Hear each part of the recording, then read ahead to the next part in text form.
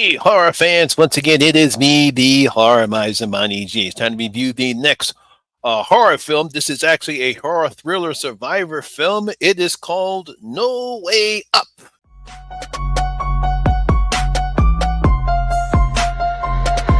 Y'all ready for this?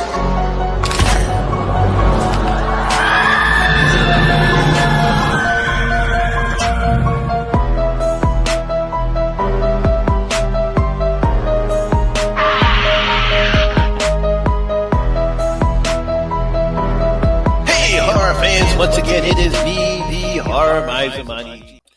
Now, No Way Up is a 2024 survivor thriller film. It was directed by Claudio Fah, and the screenplay was written by Andy Mason. Now, the film stars Sophie McIntosh, Will Attenborough, Jeremiah Amore, I think how you pronounce his name, Manuel Pacific, and Grace Nettle. Now, in this film, characters from different backgrounds are thrown together when the plane they're traveling on crashes into the Pacific Ocean.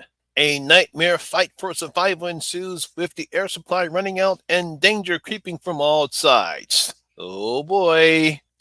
Now, horror fans, one of the more interesting subgenres in horror that have become popular are the survivor thriller or survival horror films. Now, these films in particular have reminded me of the old disaster films that came out during the 70s, like The Towering Inferno, Earthquake, The Poseidon Adventure, and all those airport movies. I believe it started with Airport 77, then you had 78 and 79. All those films kind of remind me of this new wave of survivor horror or survivor thriller films. Now, in these films, you basically stick a person or a group of people in an unusual situation, mainly in an isolated one, where someone or something is trying to attack them and they must fight for their lives or survival. Films such as Crawl, Survive, and Nowhere are good examples of these types of film. Doesn't matter where these films take place. They either take place while you're trapped in a hurricane, you're being attacked by alligators, you're in the middle of nowhere and you're stuck in this container and you're fighting with the weather elements. Any place where you're in an isolated area and you have very little or no supplies and you gotta stick, either you have to fight the element yourself or your people that you're stuck with have to band together in order to either fight the elements or fight the animals or something like that in order to survive. Now, this brings us into the latest entry into the subgenre from Swiss filmmaker Claudio Fah. It is called No Way Up. Now, we're introduced to a young group of friends. We have Ava, her boyfriend Jad, and his best friend Kyle, along with Ava's bodyguard Brandon, who board a plane to Cabo for a lovely vacation. We're also introduced to this British little girl named Rosa, who's also traveling with her grandparents on the same flight with the others. Everything seems to be going fine, and that until a bird strike causes the plane to crash right in the middle of the Pacific Ocean. Resting on the edge of a cliff toward the dark abyss on the ocean floor, the survivors stuck in the aft of the fuselage of the plane must find a way to get out or survive before the air runs out. It's kind of what this film basically is about. Now, first off, horror fans, this is your typical by the numbers survivor thriller film, as Claudio and his team really doing anything new or different here. It's your typical by the numbers survivor thriller film. Like I said before in the beginning, you have this person or a group of people, they're on a plane, the plane crashes, it dives into the middle of the ocean, in the middle of nowhere, they're stuck in the aft of the fuselage, and they have to find a way to survive before they run out of air or they get crushed by the water pressure. Now, while that might be the typical one, I do think there's some good things that Claudio has done here because it's nicely paced for the 90-minute runtime that it has. We're introduced to obviously the main characters of the film.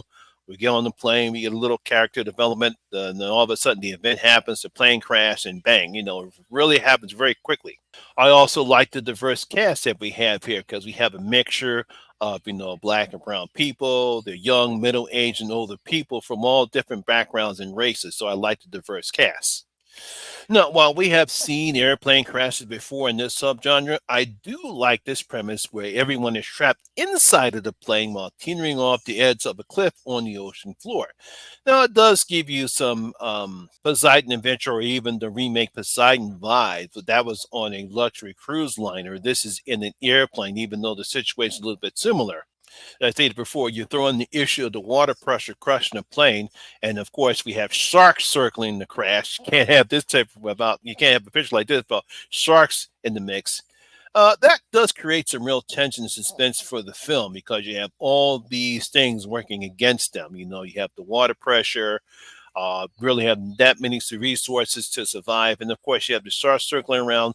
So it really adds some nice tension and suspense for this type of a film. Now, that's one and another problem because while those unfortunately these elements don't add because I'm sure Claudio and his team thought they would, but they come off a bit dull and lackluster because you're thinking that hey, this should be adding the suspense and tension to the film, and while it does at times, other time it doesn't. It's like you can't get up enough juice in order to keep the tension and suspense up for the audience. No, it could be due to the budget they were working with, but I've seen low budget films like this, and they were able to pull that off. You know, well, case comes to mind the 2022 film Fall.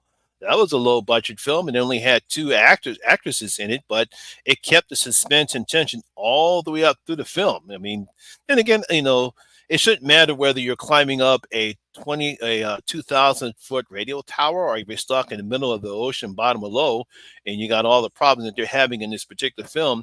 The tension and suspense should at least be the same, but for some reason, it's not in this particular film. Now, at least the acting is okay as New Zealand actress Sophia McIntosh. She's fine as Ava. I mean, she gives Ava the strength and the emotional center for this group, especially when it comes to Little Rosa. I thought she did a fantastic job in the particular film as a lead character. You know, the rest of the cast is okay. You know, even veteran star Cole Meany of the Star Trek The Next Generation fame, even though he's really not in the film that long, he does provide some interesting aspects into the film. No, we get some nice bonding moments during the flight. You know, we have some back and forth between Kyle and one of the stewardess.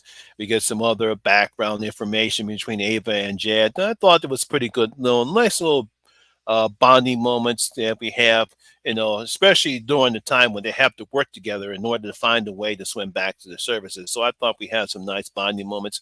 Like I said, actors do a pretty enough job in the film. Now, again, I don't know how much the budget was for, but you can see that it was not spent on practical effects, CGI effects, or even blood because the film lacks all of them. If you're looking for any type of gore effects, and not that much in here. If you're looking for any blood, there's little to no blood in this particular film. So obviously, whatever budget that they have, they certainly did not spend it on any practical effects, CGI effects, or blood. Now, the film does have some quality moments that allows it to rise above some of the mediocre subgenre in this particular for this particular subgenre, but unfortunately, it's missing something. I don't know what it is, but it is missing something. It doesn't really grab my attention enough in order to be a decent film. It's an okay, but it's decent. It's not decent. So I'm going to give No Way Up only two out of my five bloody gold coins. It's okay. You know, you might be able to see it one time. It says, oh, well, you know, at least they tried. It's not bad. I've seen worse films on this subject for this type of subgenre as opposed to No Way Up, but it's okay. You know, you catch it one time, you know, and then that's it. So there you have it, guys. That is my review in video of No Way Up. Hope you did enjoy it. If you did, please give it a thumbs up, like, and share because it really helps out with that YouTube algorithm. Have you seen No Way Up? Please leave your comments in the comment section below and tell me what you thought about the film. Also, if you're new here, please hit that subscribe button, ring that notification bell. That way, we notify anytime when I put up new videos such as this one.